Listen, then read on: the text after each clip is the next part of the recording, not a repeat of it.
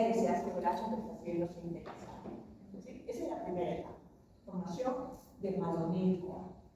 ¿Okay? No, la primera etapa es la migración. Migración. ¿Sí? Uso de lanzadera de citrato. ¿Sí? Lanzadera de citrato. Ok. Este creo que sí puede ser un buen inicio. ¿Está bien? Entonces, citrato en la mitocondria es el que saca acetil-CoA de la mitocondria al citoplasma, donde debe realizarse la síntesis de ácido graso. ¿Sí? Sintetizar citrato implica la actividad de la citratosinteasa. ¿Sí? Y necesitamos como sustratos acetilcoenzima A y oxalacetato. ¿Sí? Y decíamos aquí, entonces, hay una situación particular, porque este mismo sustrato, piruvato, ¿no?, encuentra el complejo enzimático del piruvato de deshidrogenasa para convertirse en acetil-CoA. ¿No es cierto? Se oxida y se descarboxila. Hay producción de NADH y producción de CO2. Eso lo hemos visto. ¿Sí? Pero también vimos en gluconeogénesis una reacción que permitía carboxilar al piruvato. Por eso la enzima aquí era la piruvato carboxilasa, que lo convertía en oxalacetato. Y aquí en este proceso se debe destacar estas dos reacciones, porque son los productos que se necesitan para formar citrato. Oxalacetato entonces se junta con acetil-CoA, reacción catalizada por la citratosintasa para formar citrato. Y ese citrato es ahora el que puede salir de la mitocondria, ¿no? Y puede salir de la mitocondria porque hay un transportador en la membrana interna de la mitocondria que es la restrictiva, ¿no?, para el transporte. ¿Sí? Sale el citrato ahora de la mitocondria, en el citoplasma existe esa ATP citratoliasa, la enzima que corta el citrato para liberar acetil-CoA y oxalacetato. Ese acetil-CoA aquí es el sustrato, ¿sí? Y ese malonil-CoA es el que está escondido aquí debajo de esta flecha, ¿sí? Y es el que contribuye a la síntesis de ácido graso. Adicionalmente, ¿no?, necesitamos NADPH, poder reductor. Y ese proviene de vía de la pentosa fosfato. Era uno de los propósitos, ¿sí?, de esa vía de la pentosa fosfato. Pero adicionalmente decíamos que se aprovecha también la producción de malato a partir de oxalacetato. El oxalacetato se reduce a malato. Sabemos que ese malato podría regresar tal cual a la mitocondria. Recordamos la lanzadera del malato. Pero en este escenario, ¿no?, en esta coyuntura, es más importante aprovechar el malato para darle la oportunidad a la célula de tener más NADPH. Participa aquí entonces la enzima mágica, ¿sí?, que oxida y descarboxila el malato piruvato, permitiendo mayor producción de NADPH. ¿Sí? Y NADPH es requerido abundantemente, frecuentemente, durante la síntesis de ácido graso. ¿Okay? Entonces, malato se oxida y descarboxila para formar piruvato, y ese piruvato ahora puede regresar a la mitocondria. Entonces, podría ser confuso, ¿no?, pero esas son las justificaciones, es decir, las razones por las que esta reacción debe ocurrir, y piruvato entonces puede provenir de malato, como puede provenir también de glucólisis. Y aquí, ese piruvato entonces va a la mitocondria y puede a su vez ser convertido en oxalacetato o acetil-CoA. ¿Sí? Entonces, de manera continua, mientras se necesite sintetizar ácidos grasos, se promoverá ese transporte. Sacar acetil-CoA de la mitocondria. ¿Sí? Tener suficiente citrato. Y este citrato ahora, con la ayuda de la hidrólisis de ATP, ¿no?, logra sintetizar acetil-CoA. ¿Bien? Entonces, esta es la lanzadera de citrato. Lanzadera de citrato. ¿Sí? Un mecanismo entonces que permite sacar acetil-CoA, ¿sí?, de la mitocondria. ¿Está bien? Este es entonces el transporte. La etapa 2, estamos recordando, es la etapa clave. Es el paso más importante porque es el que regula la síntesis de ácido graso. Este mediano por este complejo, ¿no? Que es la acetil-CoA carboxilasa. Acetil-CoA carboxilasa carboxila al acetil-CoA. Y el producto es malonil-CoA. Se tiene que formar este enlace, ¿sí? Para formar malonil-CoA. Y por lo tanto, este proceso demanda energía. ¿Sí? Se necesita entonces hidrolizar a temperatura. Y como muchas reacciones de carboxilación, se necesita también biotina como cofactor enzimático. ¿Sí? Entonces se ha invertido ese ATP ahora, ¿no? Para poder sintetizar y obtener malonil-CoA. Este malonil-CoA recién lo vemos aquí, en síntesis de ácido graso. No lo habíamos visto antes. Etapa 2. En la etapa 3, porque ya no es necesario, en la etapa 3 se forman estos intermediarios activos. Y eso era lo que yo estaba tratando de explicar hace ratito, ¿no? Los sustratos, productos no están libres, ¿sí? En el citoplasma cuando hay síntesis de ácido graso.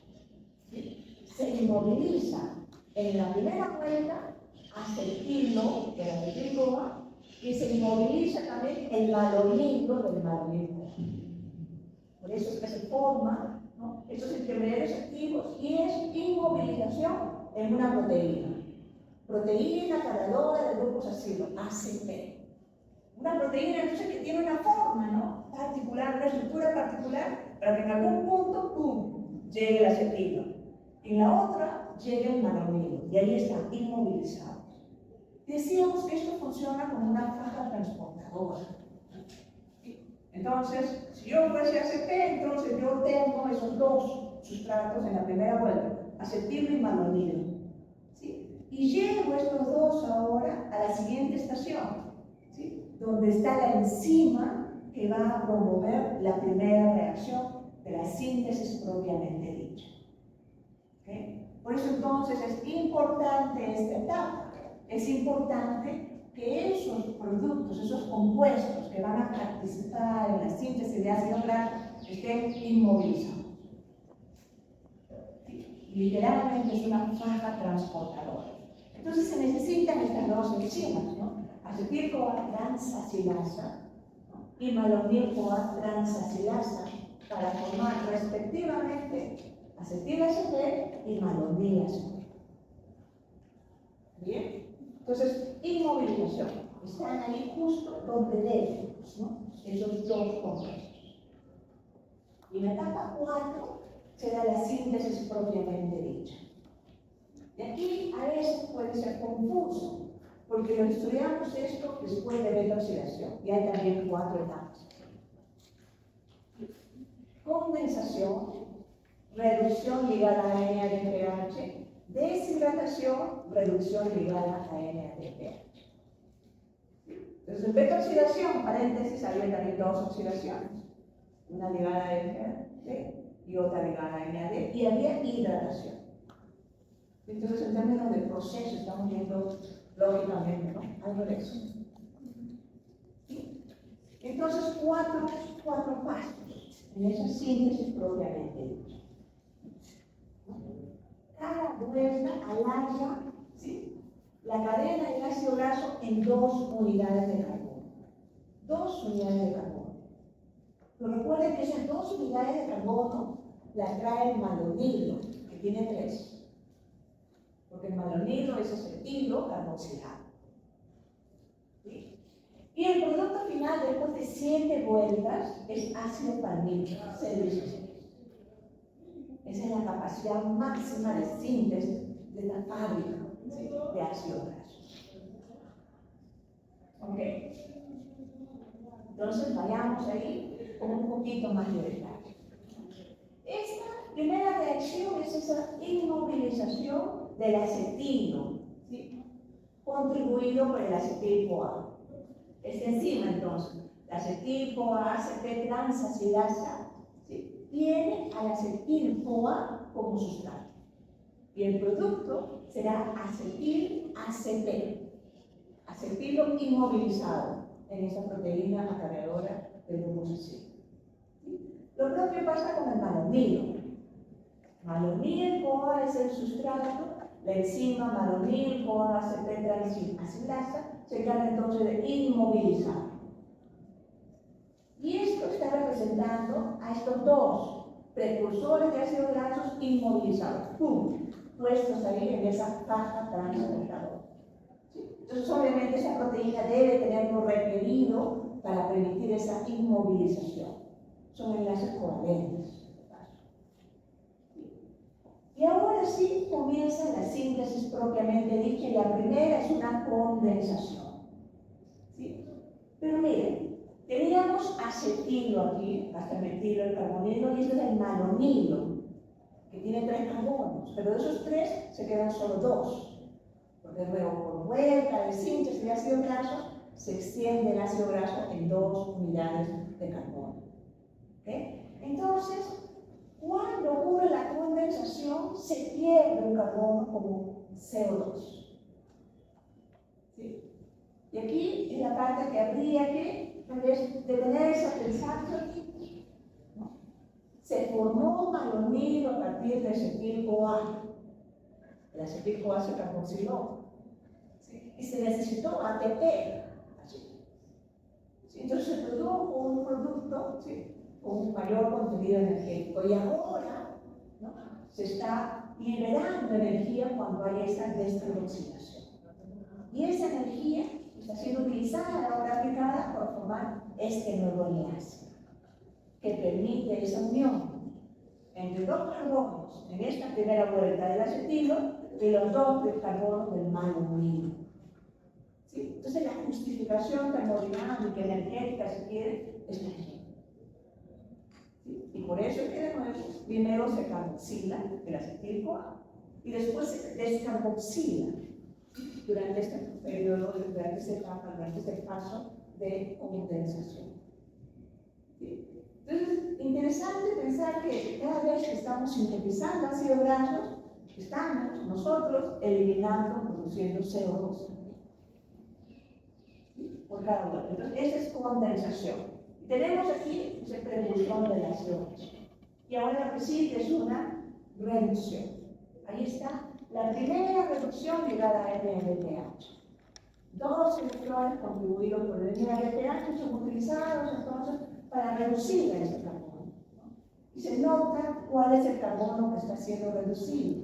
Este carbono aquí en el contexto de un carbonilo. ¿Sí? Ahora viene asociado a este un hidróxido. Ese es el carbono que está siendo reducido. ¿Sí? La siguiente reacción es una deshidratación que permite formar este doble enlace. Y la siguiente es la segunda reducción que requiere otro NADPH. ¿Sí? Y con este se completan las 4 reacciones que dan lugar a la formación de un ácido graso. En esta primera vuelta, entonces, el producto, ¿sí?, es un ácido graso, un grupo acilo de 4 carbonos. 4 carbonos. Y si la célula ahora lo requiere así tal cual, lo libera. ¿No? Pero más frecuentemente va a mandar este butirilo a otra vuelta de extensión. Bien, entonces, de nuevo ahí se toma la decisión de qué hacer. Y lo más frecuente será que este butirilo pase otra vez por condensación, reducción, ¿no?, deshidratación, etcétera, etcétera, hasta, ¿no?, completar C16 partidos. Entonces, en esa segunda vuelta, tenemos malonilo aquí y tendríamos butirilo aquí. En la segunda vuelta, 4 carbonos. En la tercera vuelta sale entonces C6. Y en la siguiente vuelta comenzamos con C6 y tenemos también aquí malonilo. Entonces, en cada vuelta de síntesis se necesita malonil-CoA. En la primera vuelta solamente participa acetil-CoA tal cual. En las subsiguientes siempre se necesita malonil-CoA. Bien. Entonces, todas estas vueltas de síntesis se pueden dar hasta 7 ciclos o vueltas, porque allí es cuando ya se tiene un producto del tamaño o longitud máxima posible, que es C16 palmitoído. Cuando eso ocurre, ese ácido palmítico es liberado. ¿Sí? Y ese ácido palmítico puede tener ahora diferentes destinos. Entonces, esta es una visión, si se quiere, panorámica de cómo ocurre descarboxilación, pérdida de CO2. ¿Sí? Y se produce aceto, acetil, aceto. La siguiente es la reducción, ¿sí? Ligada a NADPH, que contribuye con esos dos electrones. ¿Sí? Y se produce beta-hidroxibutil ACP. ¿Sí? Carbono alfa aquí, carbono beta aquí. ¿Sí? Ese es el producto de esa reducción. La siguiente es una deshidratación. El agua se produce este doble enlace, protonil ACP. Y este ahora es reducido en la siguiente reducción, ¿sí? Para formar butiril ACP. 1, 2, 3, 4. Butiril ACP, un precursor inmediato ya de ácido butírico. ¿Sí? Y esto entonces podría continuar. Entonces aquí estamos representando nuevamente al ácido graso sintasa desde la primera vuelta que incluye acetilo y malonilo. Se necesitan 4 protones, 4 electrones, contribuidos por los 2 NADPH, ¿sí? Y una descarboxilación, ¿no? Y la primera vuelta entonces se produce butirilo. ¿Sí? Este ahora se condensa con otro malonilo, se da otra vuelta de síntesis y así, ¿no? Sucesivamente, hasta llegar al final de las 7 vueltas en palmitato. ¿Me dan cuentas? A ver, ¿por qué serían 5?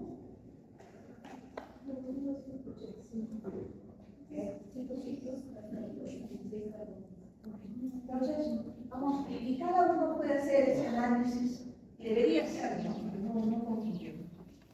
Entonces, en la primera vuelta entra acetilo, por decir 12, acetilo, y 2 carbonos del malonilo, porque hay una descarboxilación.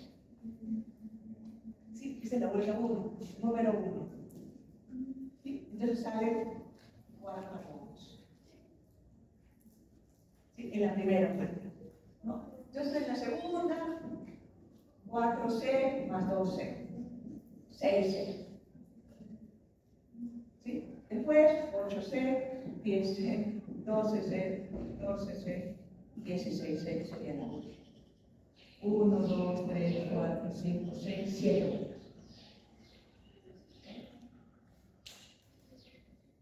Y se necesitan, como son 16 carbonos en el palmitato, 8 acetil. Todos los carbonos vienen de acetil. ¿Sí?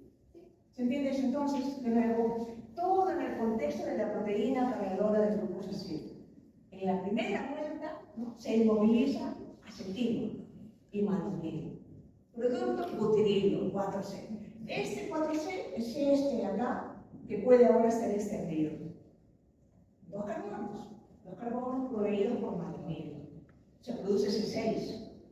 ¿Sí? Ese ahora es el sustrato, el 6C, que es elongado, es extendido, como otros 2 carbonos proveídos por el malonilo. Se produce 8C. ¿Sí? En la tercera vuelta. Así sucesivamente. En la cuarta vuelta, el 8C es extendido, otros 2 carbonos, se produce 10C. Y así sucesivamente. ¿Está bien? Entonces, después de 7 vueltas, utilizando 8 acetil-CoA total, se obtiene C16, palmitoína. ¿Okay? Entonces, son reacciones que se tienen que dar, ¿no? Una tras otra de manera sucesiva. Entonces, creo que se entiende, ¿no? Por eso que se necesita una arquitectura, una organización particular. Y esa es la que tiene nuestra ácido graso sintasa. Entonces, como les venía adelantando, nuestra ácido graso lipasa es excepcionalmente eficiente. Funciona literal como una fábrica, como si fuese una fábrica de autos, hay una faja transportadora que lleva, ¿no?, los primeros insumos a una estación donde están las personas especialistas en un proceso en particular, en un paso particular o un robot. Termina ese proceso, ¿sí?, y la faja transportadora se mueve ahora para mover lo producido a la siguiente estación. Literalmente eso es lo que está pasando con nuestra ácido graso lipasa. Un solo gen que codifica para todo este polipéptido. Es como si fuese una sopa, casi siempre hago esa analogía, ¿no? Con esa sopa ustedes pueden armar, ¿no?, diferentes cosas, pero todas esas cosas están unidas todavía uno con otra con otra. No están libres, ¿sí? Y la arquitectura de esta enzima es dos polipéptidos igualitos que se asocian, ¿sí?, para tener entonces toda la configuración requerida para cumplir la función de síntesis de ácido graso, ¿sí? Entonces, para acá está, por ejemplo, la ACP, la proteína cargadora de glucosilo. ¿Sí? Entonces, la organización, y esto también es referencial, sería algo como esto. Aquí está la proteína cargadora de glucosilo. Aquí se movilizan esos sustratos iniciales en la primera vuelta, acetilopalomino, y lo que esta hace es mover a esos sustratos a las respectivas enzimas o los respectivos dominios estructurales que tienen los sitios activos requeridos. Entonces, sin que haya difusión, ¿sí?, de los compuestos químicos, de los productos intermediarios, se puede entonces de manera eficiente hacer que este proceso ocurra de manera rápida, ¿no? Porque luego se evita que se escapen esos productos que van a convertirse en sustratos de la enzima siguiente. ¿Está bien? Entonces, este es uno de los ejemplos en los cuales aquí definitivamente nosotros sí presentamos una enzima mucho más desarrollada. Entonces, eso era lo que estaba tratando de explicarles al comienzo. La ecuación, entonces, para la síntesis de un fabricante son 8 acetil-CoAs, ¿sí?, 7 ATPs, porque son 7 vueltas, se necesitan 7 malonil-CoAs. Como son 7 vueltas, se necesitan 12 NADPH por vuelta, un total de 14. ¿Qué producto sería fabricante? ¿Sí? 8 por enzimas A, 14 NADP, A1, ADP más fosfato. ¿No? Entonces, esto es importante verlo no para memorizar, sino para tratar, ¿no?, de entender qué significa en términos energéticos. ¿Sí? 8 acetil-CoAs, ya de inmediato podemos asociar acetil-CoA con ATP, ¿no?, y su valor entonces energético. ¿No? Lo propio cuando hablamos de 14 NADPH. Entonces sí, se necesita una gran cantidad de energía, ¿sí?, inversión energética para poder sintetizar este carbohidrato. Y obviamente, ¿no?, esto es absolutamente beneficioso, ventajoso, porque este carbohidrato puede servir diferentes propósitos, además de servir como un almacenamiento de energía, como un combustible, ¿no?, de reserva. ¿Está bien? Entonces, no es, espero, nada complicado hablar de síntesis de ácidos grasos. ¿Sí? Creo que sí, va a ser importante que hagan una comparación entre síntesis y oxidación. Entonces, los destinos de ese ácido palítico, 16 carbonos, 0 insaturaciones por el cegario. A partir de ellos se sintetizan glicéridos, fosfolípidos, glucolípidos. ¿Sí? Se puede también, mediante enzimas llamadas elongasas, ¿sí?, añadir, ¿no?, más pares de carbonos, ¿no?, y por esa razón también entonces casi siempre los ácidos grasos son pares. ¿Sí? Y también se pueden incluir insaturaciones mediante esas enzimas desaturadas. Entonces hay una gran variedad de todas esas enzimas que permiten al final que nuestras células adquieran o tengan los ácidos grasos que requieren. Y nosotros no podemos incluir insaturaciones muy lejos del carboxilato.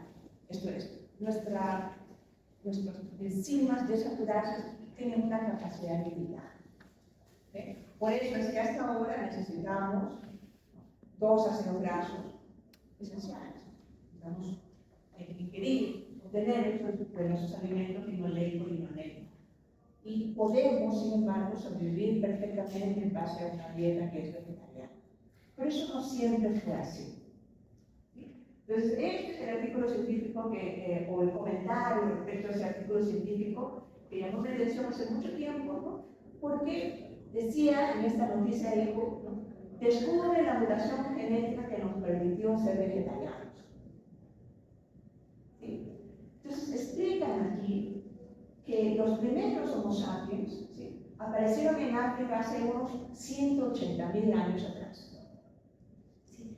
Y permanecieron allí por lo menos 100.000 años, dice, atados a las masas de agua, porque necesitaban alimentarse de pescados y mariscos. ¿Sí? Entonces, esos primeros Homo sapiens probablemente trataban de dejarse explorar. Pero cuando hacían eso y se alejaban de alimentos, pescados y mariscos, morían eventualmente, no sobrevivían. Y por eso es que de nuevo esos primeros Homo sapiens estuvieron, ¿no?, por lo menos por 100.000 años, ¿no?, cerca de los lugares en los que habían intentado eso.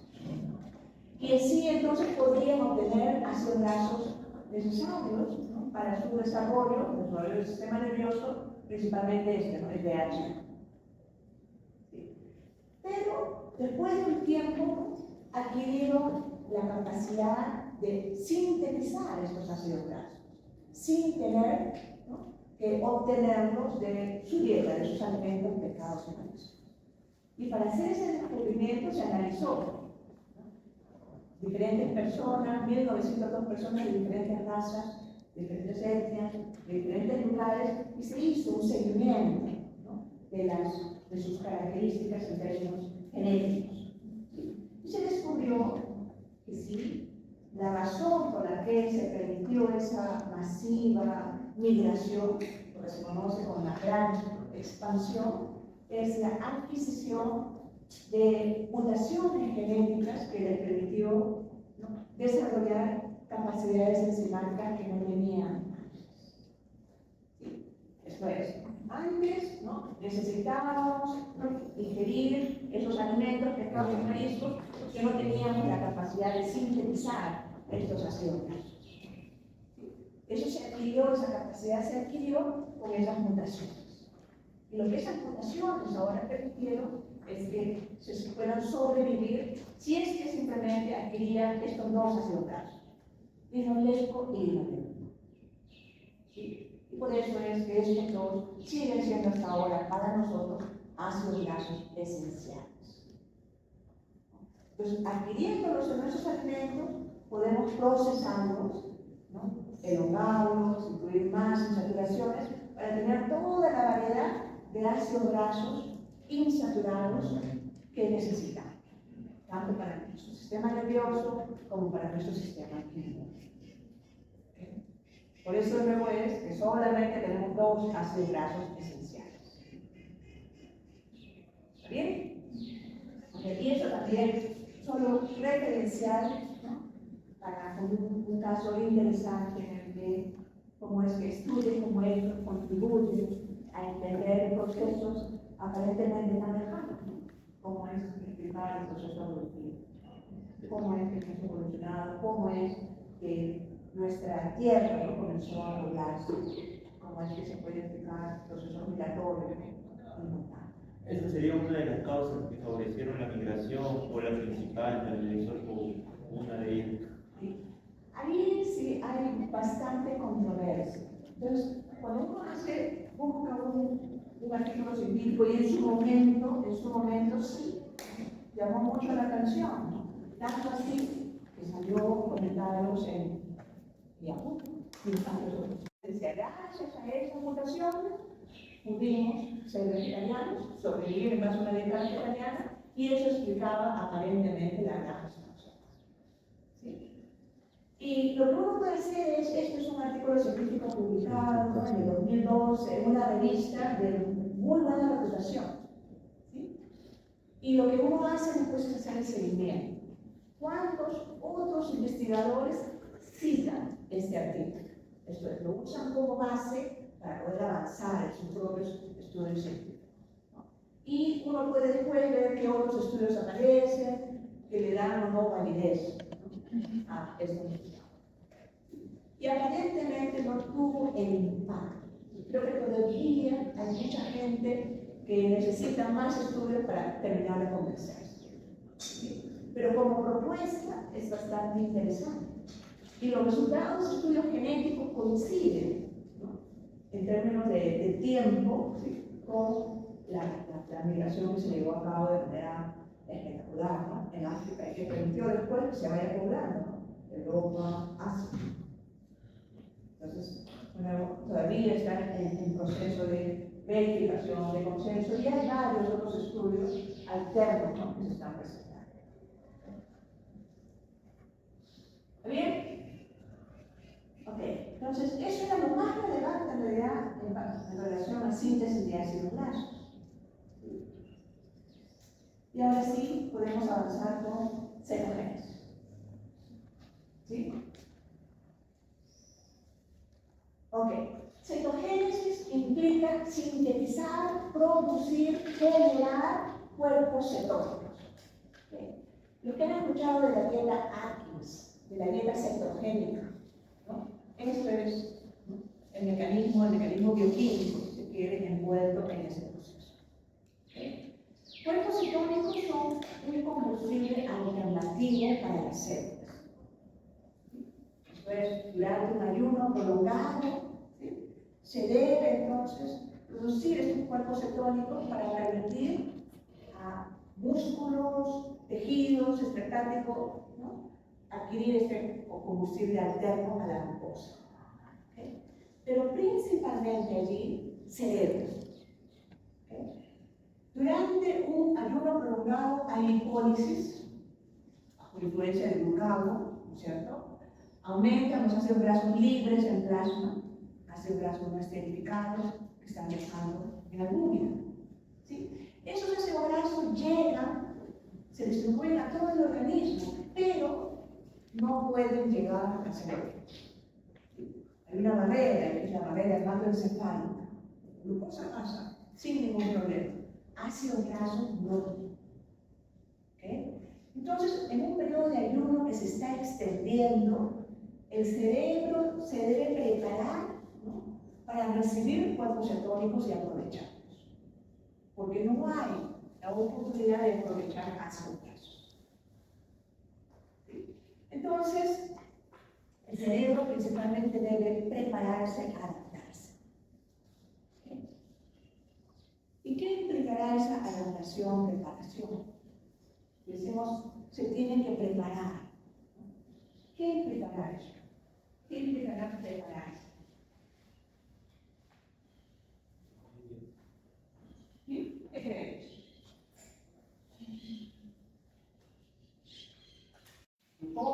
Liberación creativa, ¿no?, es el usuario más demandante de glucosa. Pero llega ahora la señal de que, estamos en ayuno, ¿no?, hay que cuidar la glucosa. ¿Sí? Y debe entonces el cerebro, ¿no?, prepararse de nuevo para usar un combustible alterno, ¿sí?, que no prefiere usar cuando hay glucosa, que no está listo para usar cuando hay glucosa, ¿no? Pero un ayuno sí debería aprovecharlo, porque de nuevo la glucosa está escaseando. Entonces, ¿qué significaría prepararse?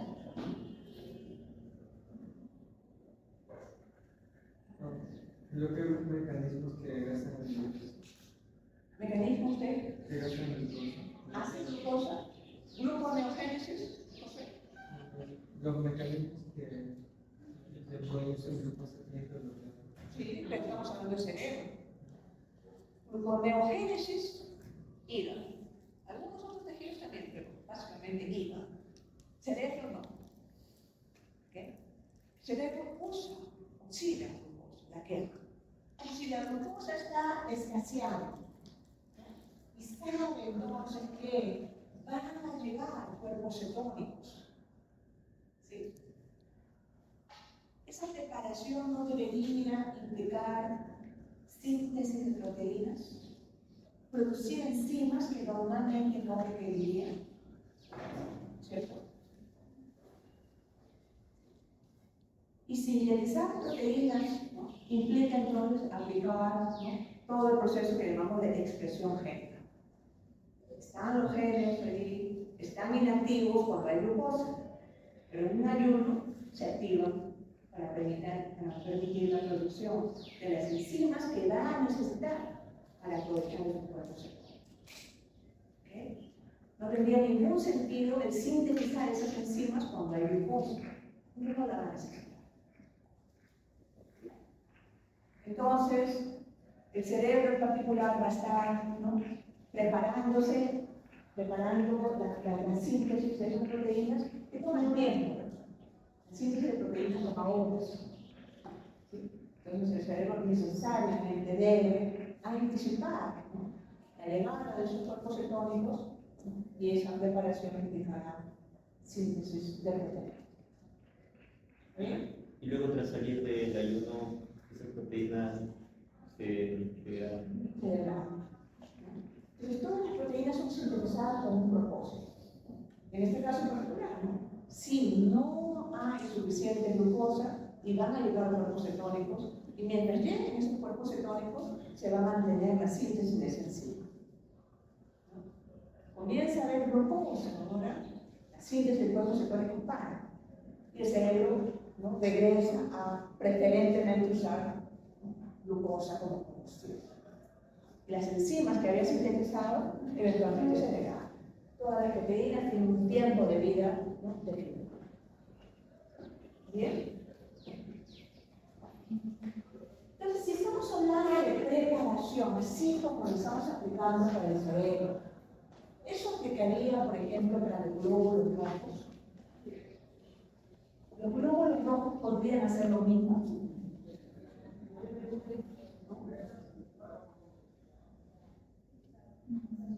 ¿Qué dice? Los glóbulos rojos podrían sintetizar nuevas proteínas.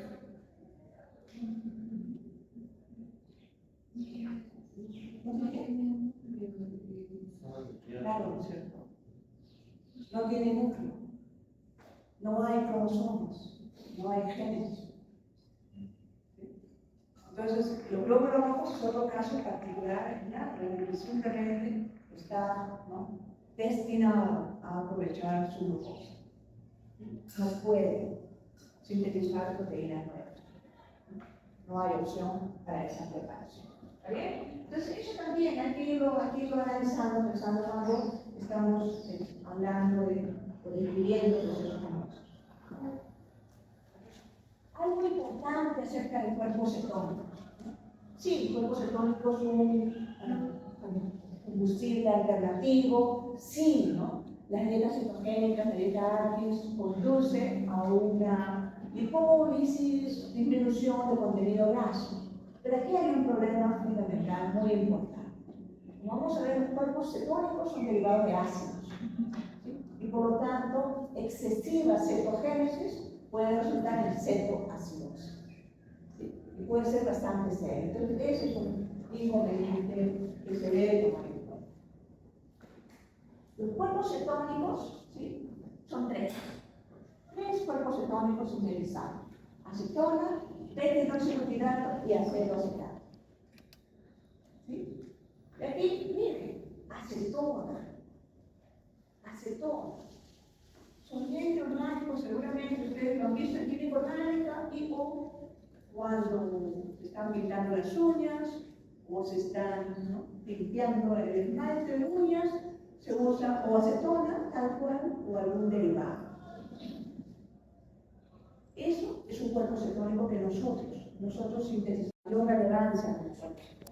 Estos otros dos sí, beta-hidroxibutirato y acetoacetato. Y miren, estos dos que son relevantes, importantes, terminan en ato, ato, ato. Por lo tanto, son bases conjugadas de los respectivos ácidos. ¿Sí? Se produce entonces ácido beta-hidroxibutírico, ¿sí? Que pierde su protón y se convierte en beta-hidroxibutirato, bajo condiciones fisiológicas. Y lo propio con el acetoacetato. Cuerpos cetónicos se forman principalmente en las mitocondrias de los hepatocitos, ¿no? Y pueden ser usados como combustible por varios tejidos, ¿no? Y se produce cuando la cantidad de acetil-CoA producido es mayor que la del oxaloacetato. Y este escenario se da cuando en el hígado hay beta-oxidación, porque están llegando a ácidos grasos libres, ¿sí? Y hay una restricción en la disponibilidad de glucosa. Entonces, en esas condiciones tenemos dieta alta en lípidos y baja en carbohidratos, dietas cetogénicas, también una diabetes no controlada y también en inanición. Entonces ahí se dan todas las condiciones que podrían dar lugar a cetogénesis. Cetogénesis. El cetogénesis, síntesis de cuerpos cetónicos, se da en la mitocondria de los hepatocitos. Los valores normales en sangre deberían ser menos de 3 miligramos por decilitro. Eso es menos de 3 miligramos por 100. Y se da en la mitocondria de los hepatocitos, entonces ese acetil-CoA, abundantemente producido por beta-oxidación, no es llevado a Krebs, sino es utilizado para cetogénesis. ¿Okay? Para cetogénesis. Y este es un resumen, ¿no?, de qué es lo que pasa con la producción, ¿no?, y el uso de los cuerpos cetónicos. Aquí estamos viendo el hígado, el sangre y el tejido externo. Entonces, en el hígado se da la génesis de esos cuerpos cetónicos, la producción. Esos cuerpos cetónicos salen a sangre, los tres: acetona, beta-hidroxibutirato, acetoacetato. Y en sangre se distribuye. El exceso de cuerpos cetónicos es eliminado por la orina, en los riñones. La acetona, como bien deben saberlo muchos de ustedes, es volátil. Entonces, el paso de sangre por los pulmones permite la salida de esa acetona. Se evapora, ¿no? Entonces, por eso no adquiere concentraciones, ¿no?, relevantemente altas en sangre, por un lado, pero por el otro también no tiene mayor contenido energético. Entonces no es tan aprovechado. Pero sí tiene una relevancia médica. Los pacientes diabéticos que no están controlando bien su enfermedad tienden a tener altas concentraciones de cuerpos cetónicos en general, incluido acetona. Y por eso es que el aliento tiene un olor particular. Entonces los médicos le piden a los pacientes que vienen con síntomas, pacientes diabéticos, ¿no?, que le permitan oler el aliento. Dice, un olor a manzana, un olor aromático, es indicativo de una diabetes no controlada, ¿no? Y el culpable de eso es acetona en nuestro aliento, ¿no? Imagínense entonces los altos niveles de cuerpos cetónicos que podrían presentar esos pacientes. Pero, ¿no?, la ventaja de esos cuerpos cetónicos, el propósito normal, que es ventajoso, beneficioso, es que esos cuerpos cetónicos lleguen a tejido externo, músculos, cerebro, ¿sí?, y allí sean aprovechados. Tenemos un combustible alterno. Entonces, ventajosamente, ¿no?, da lugar a la formación de acetil-CoA. Y ese acetil-CoA puede ser aprovechado por Krebs. Y oxidación de acetil-CoA por el ciclo de Krebs puede dar lugar a ¿cuántos ATPs? ¿Cuántos ATPs? Acetil-CoA, Krebs. Ya veamos entonces acetil-CoA entrando a Krebs. ¿Cuántos sería ADH? Dos. Isocitrato de hidrogenasa, ¿sí?, la producción de alfa-cetoglutarato a partir de isocitrato. Un NADH. otro NADH, cuando el isocitrato, perdón, cuando el alfa-cetoglutarato produce succinil-CoA. Otro NADH. El último NADH, cuando el malato se oxida o se hacia acá. 3 NADH. Después tenemos FADH2. Un FADH2. Cuando el succinato se oxida a su malato. Y tenemos un GTP igual a un ATP. Cuando el succinil-CoA se convierte a succinato. Entonces, si queremos ahora hacer la sumatoria, son 3 NADHs. 3 NADHs y por tanto 7.5 ATPs. 2.5 por cada uno, ¿no? Un FADH 2 sería igual a 1.5 ATPs. Sería en total 10, ¿no? 7.5 más 1.5 más 1. 10 ATPs. Entonces esto es fácil de recordar. Entonces, un acetil-CoA entrando 3 podría rendir 10 ATPs. 10 ATPs por vuelta. Entonces, allí ya de nuevo eso nos podría, ¿no?, ayudar a entender, apreciar y medir la relevancia energética de esos cuerpos cetónicos. Y entonces los tejidos hepáticos deben entonces prepararse a recibirlos, aprovecharlos, ¿no? Y de todos esos que requieren absolutamente preparación es el cerebro, porque el cerebro no prefiere absolutamente quemar glucosa. ¿Bien? Ahora, ¿qué significa entonces usar esos cuerpos cetónicos? Y vamos, creo que ahí otra vez para seguir la secuencia, la utilización de los cuerpos cetónicos. Son 3 cuerpos cetónicos, pero los relevantes son estos 2. Beta-hidroxibutirato. Butirato, 1, 2, 3, 4 carbonos. ¿Está bien? El carbono alfa es el carbono beta, por eso es beta-hidroxibutirato. ¿No? Miren esos carbonos, miren esos hidrógenos asociados a ellos, entonces ahí ya vemos oportunidad de oxidación. Y eso es lo primero que pasa cuando se quiere o se pretende utilizar, aprovechar este beta-hidroxibutirato. Se oxida, dando lugar a la producción de NADH, ¿sí?, y dando lugar también a la producción de acetoacetato, que es el segundo, ¿no?, cuerpo cetónico. ¿Sí? Y este acetoacetato ahora podríamos imaginar que todo lo que tiene que pasar es ahora, a partir de este, generar 2 acetil-CoAs. ¿Sí? Tenemos ahí 2 acetilos, ¿no?, unidos uno con otro. Pero lo que hay que recordar es que acetil-CoA, ¿sí?, demanda su formación alta cantidad de energía, porque hay un enlace acetiloéster altamente energético. Entonces, el tejido hepático está tratando de ahorrar energía. ¿Sí? No podría invertir tanto ATP para directamente producir 2 acetil-CoAs a partir de ese acetoacetato. Entonces, eso no ocurre. Y utiliza una estrategia mucho más inteligente, útil. ¿Sí? Hace una simple transferencia.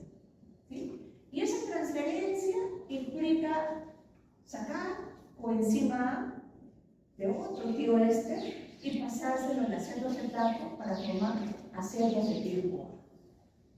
No hay inversión, uso de ATP y ninguna otra moneda energética para este proceso. ¿Sí? Se genera entonces acetoacetil-CoA mediante esta reacción de transferencia. Por eso es que esta enzima se llama beta-acetoacil-CoA transferasa. Y esta es la enzima clave que las células tienen que tener para poder aprovechar los cuerpos cetónicos. Esta es la enzima que normalmente el cerebro, por ejemplo, no produce. No tiene que producir cuando tiene suficiente glucosa. ¿Sí? Y de paso, esta es la enzima que el hígado nunca debe tener para no correr el riesgo de que utilice los cuerpos cetónicos que debe generar para el organismo en general, para el tejido extrahepático. ¿Sí? Entonces, no se produce en el hígado. Sí se debe producir en todos los tejidos extrahepáticos periféricos que pretenden aprovechar los cuerpos cetónicos. Entonces, esto es uno de los casos particulares en que vemos algo, ¿no?, que el hígado no debe hacer, ¿no? Algo que el hígado no puede hacer porque no presenta esa acción. Entonces tenemos aquí acetoacetil-CoA. Y ahora sí, ¿no?, romper este enlace puede resultar en la liberación de energía suficiente, muy eficiente, sin que demande esto inversión energética. Se ha convertido beta-hidroxibutirato en 2 acetil-CoA y además se ha logrado la producción de NADH. Entonces, por todos estos mecanismos extremadamente ventajosos, ¿sí?, obtener, llegar, ¿no?, recibir esos cuerpos cetónicos. Esos 2 acetil-CoA pueden ser oxidados de manera completa en Krebs, ¿no?, excepto que el donador de este coenzima A para esta reacción que permite formar acetoacetil-CoA a partir de acetoacetato es succinil-CoA. ¿Sí? Entonces, succinil-CoA participa en esta reacción de transferencia, ¿sí?, para formar acetoacetil-CoA. Y aquí se obvia la formación de ATP-GTP. Entonces, solamente se pierde ese GTP que podría formarse normalmente con esa reacción de Krebs para formar succinil. Esa es toda la inversión energética que debe hacer esta célula. Pero a cambio, luego obtuvo NADH y obtiene ahora 2 acetil-CoA que podrían ser oxidados por Krebs. ¿Okay? Entonces, por esta razón es extremadamente ventajoso, ¿no?, cetogénesis. Por esta razón, cetogénesis es necesaria, ¿no?, pero tiene esa limitación en términos de niveles o concentración, porque de nuevo, tanto el beta-hidroxibutirato como el acetoacetato son las bases conjugadas de los respectivos ácidos. Entonces, formación de esos cuerpos cetónicos implica necesariamente liberar el electrón, acidificar el electrón. Entonces se corre el riesgo de una cetoacidosis. ¿Okay? Entonces, esa cetoacidosis puede estar presente en pacientes diabéticos, ¿sí?, en personas que abusan, ¿no?, de esas dietas cetogénicas. Y ese estado de cetosis, ¿no?, implica acidosis, porque de nuevo hay un exceso de cuerpos cetónicos, ¿sí? Entonces, los riñones tienen que trabajar más, ¿no?, para eliminar ese exceso de cuerpos cetónicos. Hay una inyección entonces frecuente, ¿no?, la baja concentración de glucosa hace que sea difícil concentrarse, la alta inyección entonces produce un desequilibrio electrolítico y puede eventualmente, ¿no?, promover una degradación de proteínas, ¿no? Pero como un resultado a mediano plazo podría ser una afectación de riñones, ¿no?, que tienen que trabajar más para depurar, ¿no?, sangre y eliminar ese exceso de cuerpos cetónicos. Entonces, eso es algo que podríamos tener en cuenta también al momento de pretender, ¿no?, utilizar o aplicar esa dieta cetogénica. ¿Okay? Entonces, ese sería un resumen práctico de lo que está pasando, ¿no?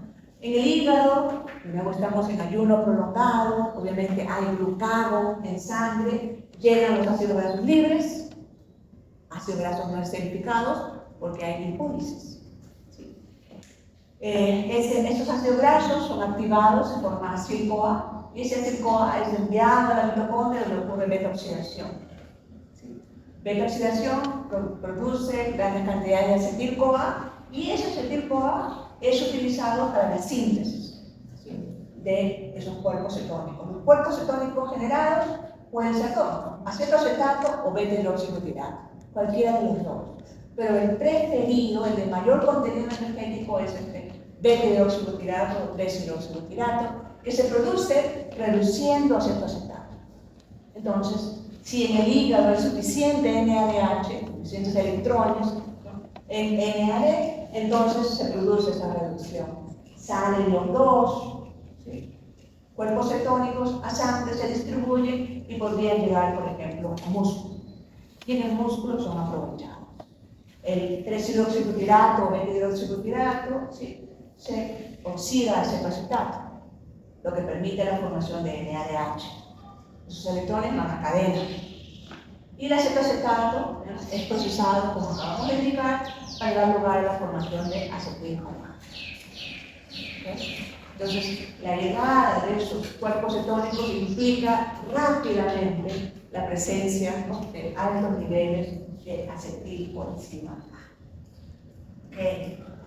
Entonces, regresamos ahora a cetogénesis, la síntesis, ¿no? Es algo que yo no había presentado primero. Por eso, esto es cetogénesis. Y aquí también hay una característica particular, ¿no? Sí, se forman esos cuerpos cetónicos a partir de acetil-CoA, ¿no? Pero se requieren 3 acetil-CoAs inicialmente. 3. ¿Sí? Primero reaccionan estos dos acetil-CoAs, ¿sí?, reaccionan en esta reacción catalizada por esta tiolasa, enzima que hemos visto en otras oportunidades también, y se forma acetoacetil-CoA. Acetoacetil-CoA, ¿no? Pero el precursor inmediato del cuerpo cetónico no es este acetoacetil-CoA. Se necesita que se incorpore un tercer acetil-CoA. Y la enzima se llama HMG-CoA sintasa, porque el producto es beta-hidroxi-beta-metilglutarid-CoA. Por eso, abreviado HMG-CoA. ¿Sí? Entonces, 1, 2, 3, 4, 5, 6 carbonos, pero un metilo. Por eso este es metilglutarid-CoA. Y es beta-hidroxi-beta-metilglutarid-CoA, porque este es el carbono beta. Alfa, beta. ¿Sí? Y esta ruta de síntesis es eficiente porque este producto es utilizado tanto para la síntesis de colesterol como para la síntesis de cuerpos cetónicos. ¿Sí? Entonces, la misma ruta puede ser usada con diferentes propósitos, ¿no?, en escenarios completamente diferentes también. ¿Okay? Entonces, se necesita, por tanto, 3 acetil-CoAs para llegar a beta-hidroxi-beta-metilglutarid-CoA, HMG-CoA. Y ahora, lo que les acabo de decir es un precursor común tanto de cuerpos cetónicos como colesterol. En cetogénesis, entonces comenzamos de beta-hidroxi-beta-metilglutarid-CoA, pero en la primera reacción se libera un acetil-CoA. Se libera un acetil-CoA, reacción catalizada por el HMG-CoA liasa, y nos quedamos con el primer cuerpo cetónico. Y este acetoacetato ahora puede sufrir diferentes cambios. En uno primero se puede descarboxilar, es una reacción que puede darse espontáneamente o mediante la participación de esta enzima, la descarboxilasa, acetoacetato descarboxilasa, para producir acetona. Ahí está, acetona. ¿Sí? Sería entonces un segundo cuerpo cetónico producido, ¿no?, con cierta frecuencia a partir de acetoacetato que no tiene mayor relevancia como cuerpo cetónico. ¿Sí? Pero este acetoacetato ahora puede ser reducido. Pero si hay suficientes niveles de NADH, entonces el hígado hará lo más ventajoso para todo el organismo. Es enviar un combustible con mayor contenido energético, que es este beta-hidroxibutirato. ¿Sí? Entonces el acetoacetato se reduce a beta-hidroxibutirato. ¿Sí? Beta-hidroxibutirato es un acetoacetato reducido. Ya sabemos qué implica eso, ¿no? Mayor contenido energético. ¿Okay? Entonces, lo que el hígado tratará de hacer es enviar beta-hidroxibutirato a sangre, ¿no?, porque es un cuerpo cetónico con mayor contenido energético. Entonces, la misma idea aquí. tejido adiposo. ¿Sí? Ahí es donde se almacenan los triglicéridos. En un ayuno prolongado hay movilización de grasas. La lipasa sensible hormona se activa. Efecto de glucagón. ¿Sí? Glicerol sale a sangre directamente y puede ser aprovechado para gluconeogénesis en hígado. ¿Sí? Los ácidos grasos salen de sangre, viajan en la albúmina, los que llegan al hígado, ¿no?, son aprovechados aquí para hacer beta-oxidación. Y ese acetil-CoA, ¿no?, permite la formación de cuerpos cetónicos, cetogénesis. ¿Sí? Y esos cuerpos cetónicos podrían llevar músculo, por ejemplo, ¿no? Podrían aprovecharlos para producir acetilcoenzima A de ellos. Pero recuerden que ese músculo también puede aprovechar los ácidos grasos libres. ¿Sí? En el caso del cerebro, ¿no?, los ácidos grasos libres no llegan al cerebro. Entonces, el cerebro, ¿no?, utiliza preferentemente glucosa y algo de esa glucosa generada por gluconeogénesis podría llegar allí. Pero preferentemente, ¿no?, deberán usar los cuerpos cetónicos. Ese beta-hidroxibutirato, ese acetoacetato, será un combustible de suma importancia para que el cerebro pueda, ¿no?, tener la capacidad de sintetizar los ATP que necesita. ¿Está bien? Entonces, los cuerpos cetónicos también nos referimos a esto brevemente en esta discusión de metabolismo de lípidos, pero son de suma importancia. Y la comprensión de este proceso, los efectos, las características de los cuerpos cetónicos es particularmente importante en este momento actual. Y por todos lados nos hablan de dieta cetogénica. Cada uno deberá, tal vez, aprender a explicarlo, porque podrán haber conocidos que quieran, ¿no?, aprender a explicar. ¿Está bien? ¿Preguntas, comentarios?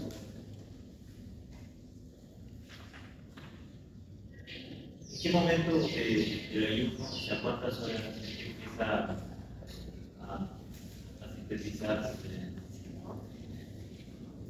Es difícil precisar los tiempos, ¿no? Es bien difícil, porque todo va a depender de cuánto glucógeno tiene la persona. Va a depender también de su actividad, del nivel de actividad y de las propias condiciones metabólicas. Pero lo que podemos hacer sí es más o menos establecer un cierto orden, ¿no? Entonces, primero siempre es glucogenólisis. ¿Sí? Se mantiene el ayuno de inmediato, gluconeogénesis. Cuando ya estamos llegando al gluconeogénesis, significa que el glucógeno ya está escaseando, allí ya debe comenzar movilización de grasas. Entonces, si entendemos todo esto, podríamos tal vez entender también por qué eso del ayuno intermitente ayuda también a perder tejido graso. Entonces, ahí ya hay movilización de grasas y se activa. Una vez que se activa movilización de grasas y aparecen ácidos grasos libres, entonces el hígado tiene que cubrir su requerimiento energético. Cuando ya hace eso en base a beta-oxidación, puede comenzar a mandar glucosa. Entonces, todo ese proceso, de nuevo, está relacionado uno con otro. Qué tan rápido, qué tan lento ocurre, ¿no?, dependerá de las características propias, ¿no?, de cada persona. Pero aquí también, importante recordar, es esencial mantener glucosa en sangre, defender la glicemia. Entonces, el gluconeogénesis tiene que continuar. El hígado va a hacer todo lo posible para usar esqueletos carbonados y tratar de mandar glucosa a sangre. Esencial. Se pierde la capacidad de hacer gluconeogénesis, de defender, de mantener la glicemia, ¿no? Perdemos capacidad de mantener nuestro sistema nervioso alerta, podemos perder el sentido, entrar en coma y eventualmente morir. Entonces, glucosa importantísima. Entonces, todos los sistemas, movilización de grasas, etc., tratando de darle a nuestro organismo un combustible alterno. Y las células, los tejidos que puedan, ¿no?, lo comienzan a aprovechar, ¿no?, para también dejar glucosa en sangre para los tejidos que no puedan adaptarse. Creo que en el gráfico que mostró una vez cuando veíamos el metabolismo del glucógeno, entraba también a la glucogénesis de proteínas. O sea, ¿se puede metabolizar proteínas? Sí. No, proteínas nunca.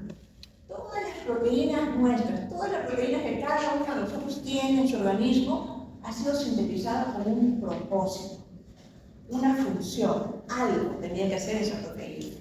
Y ese algo nunca es almacenamiento. Sus diferencias notables en glucógeno y grasa. Las proteínas no hay. Lo que sí puede hacer el organismo, y lo hace muy bien, y de hecho tiene también que hacerlo, es quemar esqueletos carbonados de aminoácidos. Aminoácidos. Los aminoácidos sí. Los quema y esos esqueletos carbonados pueden ingresar entonces, algunos de ellos, a glucólisis y por lo tanto también a gluconeogénesis. Pero estamos hablando de aminoácidos, no proteínas. ¿Bien? ¿Sí? Ok. Entonces, en los minutos que quedan vamos a hacer una discusión rápida nomás. De síntesis de triglicéridos y fosfolipidos. Y es rapidito, no vamos a perder mucho tiempo y aquí vamos a revisar algo que ya hemos dicho también. Para sintetizar triglicéridos, esto es esterificar glicerol, necesitamos este como glicerol 3-fosfato. Y este glicerol 3-fosfato puede provenir de dos vías. En el caso del hígado y otros tejidos, ellos expresan a la glicerol quinasa, la enzima que puede fosforilar el glicerol para producir glicerol 3-fosfato. ¿Sí? Pero este glicerol 3-fosfato también puede provenir de dihidroxicetona-fosfato. Recuerden la lanzadera del glicerofosfato. ¿Sí? Dihidroxicetona-fosfato se produce durante glucólisis. Y esa dihidroxicetona-fosfato se puede reducir al glicerol 3-fosfato mediante esta enzima, la glicerol 3-fosfato descerogenasa. Digamos, la misma enzima que participaba en esa lanzadera de glicerofosfato. En el caso del tejido adiposo, ya habíamos dicho, eso no ocurre. La posibilidad de fosforilar al glicerol no existe. Porque el tejido adiposo, adipocito, no produce, no expresa a esta enzima, la glicerol quinasa. ¿Okay? Entonces, en el tejido adiposo, así, distintivamente, tiene que haber reducción de dihidroxicetona-fosfato. ¿Okay? Entonces, se produce glucólisis, dihidroxicetona-fosfato es reducido por la glicerol 3-fosfato descerogenasa para producir glicerol 3-fosfato. ¿Sí? Y esto tiene también una razón importante, ¿no? Cuando hay movilización de grasas, ese glicerol liberado, ¿sí?, es un material gluconeogénico. Entonces, bajo esas condiciones de ayuno, lo más conveniente es que ese glicerol salga también del tejido graso y llegue al hígado para permitir, ¿no?, que a partir de ese glicerol se produzca también gluconeogénesis. ¿Bien? Ok, entonces, recordando esto y habiendo dicho ahora que este glicerol 3-fosfato es necesario, podemos pasar a la discusión de cómo es que se producen tanto triglicéridos y fosfolípidos, porque hay una ruta común parcialmente. ¿Okay? Entonces, este es el glicerol 3-fosfato que tiene que esterificarse. ¿Sí? Y hay entonces enzimas que se llaman aciltransferasas, que se encargan de catalizar esa esterificación.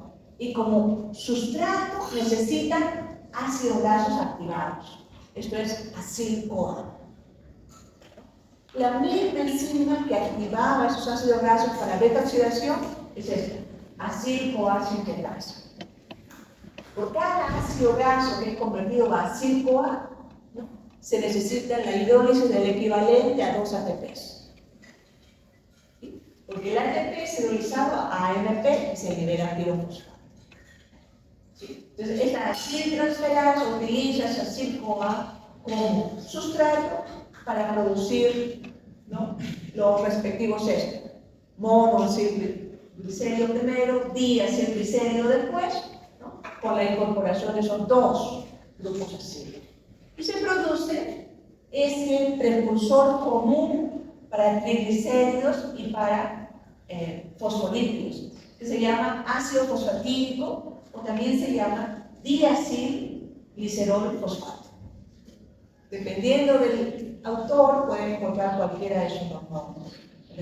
Ácido fosfatídico, como está aquí, o diacilglicerol fosfato. Y este es el precursor común para esos dos, triglicéridos y fosfolípidos. Para el caso del triglicérido, la ruta es muy simple. Aquí tenemos diacilglicerol fosfato, ácido fosfatídico, y lo único que estorba, vamos a llamarlo así, para la reacción de esterificación es este grupo fosfato. Entonces lo que debe hacerse es remover, ¿no? Hay una ácido fosfatídico fosfatasa que se encarga de remover ese grupo fosfato para producir 1,2-diacilglicerol. Y ahora sí, este OH está libre para la reacción de esterificación. Entonces hay otra aciltransferasa que puede catalizar la incorporación de ese grupo acilo y para eso necesita también acil-OA. Entonces con esto se completa la síntesis de triacilglicerol o triglicéridos. Entonces, síntesis de triglicéridos entonces demanda también una gran cantidad de ATP, porque cada grupo acilo que es incorporado, ¿no?, debió ser primero activado. Y cada activación demanda el equivalente a 2 ATP. ¿Sí?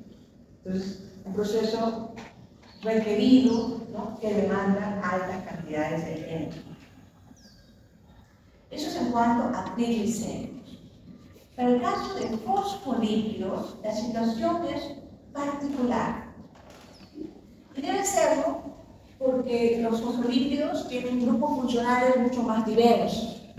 Entonces hay reacciones particulares para cada uno de ellos. No lo vamos a estudiar, este es un ejemplo referencial. Entonces, comenzando con ese ácido fosfatídico, fosfatidato, 1,2-diacilglicerol, ¿no? Hay una reacción que involucra también activación, ¿no?, hidrólisis de CTP, y se va incorporando más y más grupos funcionales. De nuevo, para el caso de fosfolípidos, la situación es mucho más particular y escapa definitivamente a los propósitos de nuestro curso. ¿Okay? Entonces, recuerden que en el caso de los fosfolípidos hay una gran diversidad en esos cabezas polares, ¿sí? Y cada uno de esos fosfolípidos particulares demandará entonces sustratos particulares, enzimas particulares para poder completar la síntesis. ¿Bien? Entonces, esto va a requerir probablemente algunos de ustedes los estudien en cursos más avanzados. Pero quiero quedarme con esta figura, ¿no? Porque si esta es la membrana fosfolipídica, la membrana celular, tan importante. Recuerden que al inicio del semestre decíamos, la mitad de esa definición básica de célula, ¿no?, está dada por la presencia de esta membrana bicapa fosfolipídica, ¿no?, que en algunos casos puede ser asimétrica. Una de las capas puede tener cierto tipo de fosfolípidos y la otra, otro tipo. Pero para que esa membrana complete las características requeridas para su funcionamiento, se necesita también aquí colesterol. ¿Okay? Entonces, estas estructuras de aquí en gris, más chiquitas, que son fosfolípidos, es colesterol. Entonces, necesitamos colesterol para que nuestras membranas funcionen adecuadamente. Y esa es una de las razones por las que nuestras células en general son tan ávidas de colesterol. ¿Bien?